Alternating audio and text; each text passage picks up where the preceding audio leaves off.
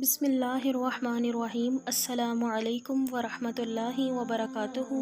قارون حضرت موسیٰ علیہ السلام کے چچا یسہر کا بیٹا تھا۔ بہت ہی شکیل اور خوبصورت آدمی تھا، اس لیے لوگ اس کے حسن و جمال سے متاثر ہو کر اس کو منور کہا کرتے تھے۔ اس کے ساتھ ساتھ اس میں یہ کمال بھی تھا کہ وہ بنی اسرائیل میں تورات کا بہت بڑا عالم اور بہت ہی ملنسار با اخلاق انسان تھا، اور لوگ اس کا بہت ہی ادب و احترام کرتے تھے۔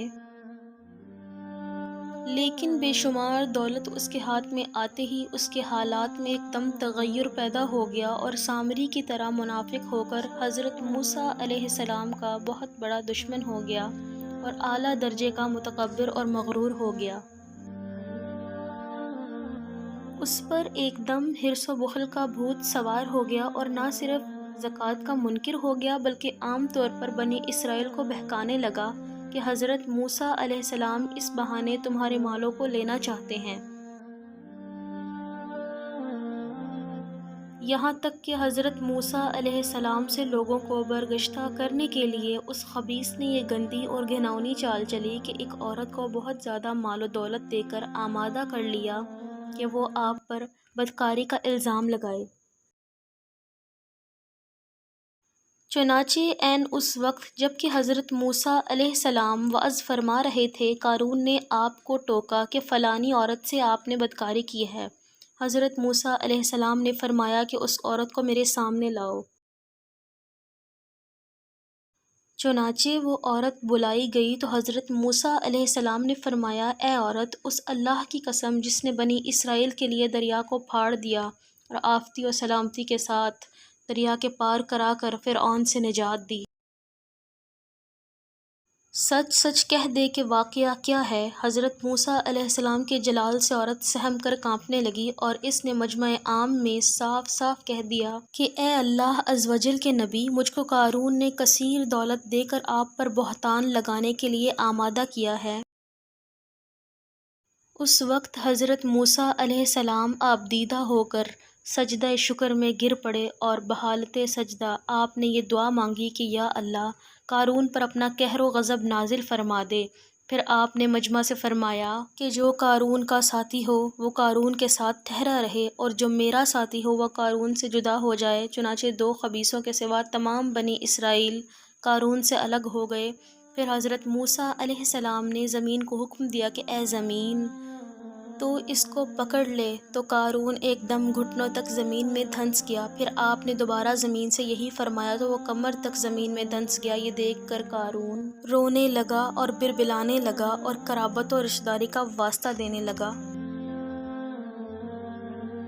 مگر آپ نے کوئی التفات نہ فرمایا، یہاں تک کہ وہ بالکل زمین میں دھنس گیا۔ دو منحوس آدمی جو قارون کے ساتھی ہوئے تھے لوگوں سے کہنے لگے کہ حضرت موسیٰ علیہ السلام نے قارون کو اس لیے دنسا دیا ہے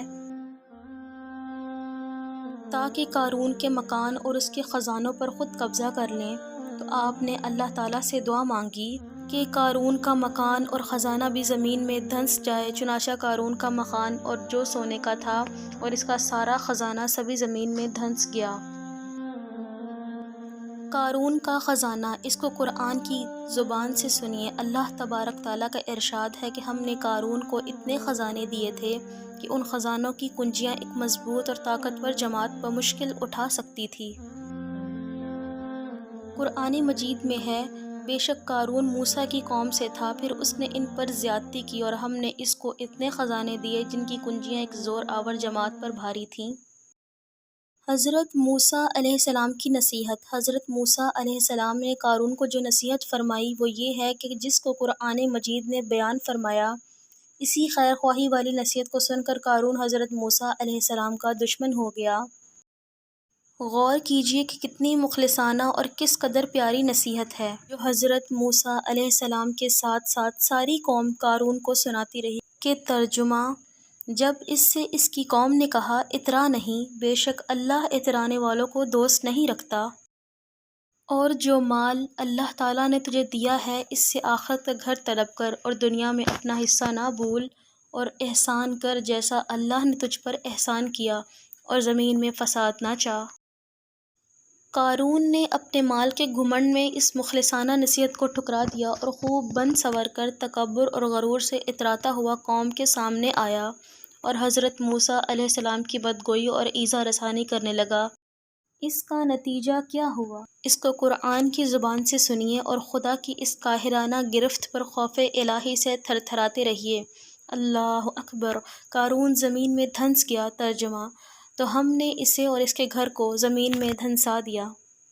تو اس کے پاس کوئی جماعت نہ تھی کہ اللہ سے بچانے میں اس کی مدد کرتی اور نہ وہ بدلہ لے سکا۔ ہمیں اس واقعے سے یہ درس ہدایت ملتا ہے کہ اگر اللہ تعالیٰ مال و دولت عطا فرمائے تو اس فرض کو لازم جانیں کہ اپنے اموال کی زکوٰۃ ادا کرتا رہے اور ہرگز ہرگز اپنے مال و دولت پر غرور اور گھمنڈ کر کے نہ اترائے، کیونکہ اللہ تعالیٰ ہی دولت دیتا ہے اور جب وہ چاہتا ہے پل بھر میں دولت چھین بھی لیتا ہے۔ ہر وقت اس کا دھیان رکھتے ہوئے تواضع اور انکساری کی عادت رکھے اور ہرگز ہرگز کبھی انبیاء، اولیاء، صالحین کی ایذا رسانی و بدگوئی نہ کرے، کیونکہ ان مقبولان بارگاہ الہی کی دعا اور بد دعا سے وہ ہو جایا کرتا ہے جس کا لوگ تصور اور خیال بھی نہیں کر سکتے۔